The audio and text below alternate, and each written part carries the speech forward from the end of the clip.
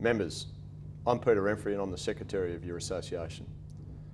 This morning, it's the 23rd of April, we've finally got to the table with the government to start the negotiations. I take this opportunity to thank you for all your assistance over the last week in sending your politicians emails to get this issue cracking. We've finally started negotiations. The government have provided us with their parameters for discussions, which unfortunately are very disappointing, but hardly surprising. It proposes a range of cuts to your allowances and entitlements, and we've told them up front that that's unacceptable. The upside, however, is that we're in negotiations and we can start to build around what we think are the important things based on the surveys that we've done and a range of other issues that you've told us about over the last 12 months. For the next 4 weeks, we'll be negotiating on your behalf and we'll try to keep you as updated as possible about those negotiations.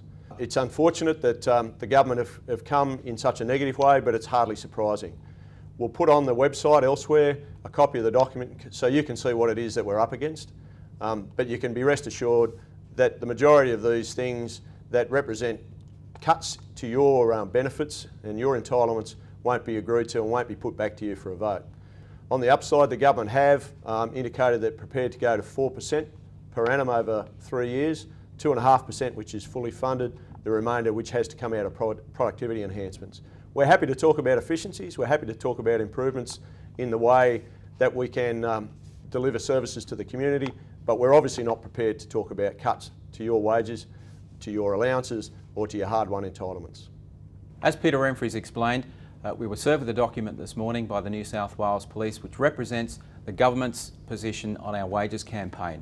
And this document, as you will see from when you read it in the website, that it is completely unacceptable. It is really disappointing, to say the least, that it took 4 months to produce this document. And what it does, it asks New South Wales Police officers to literally pay for their own salary increases through money that they're already receiving. It gives us great concern that they've targeted workers' compensation. Injured officers, officers that have been injured in the line of their duty, are going to be asked to fund a significant amount of this pay increase, which is appalling. They're suggesting that we reduce shift allowances. We're not going to ask you to vote on this document right now. Clearly it's unacceptable. We go back to the Industrial Relations Commission on the 26th of May.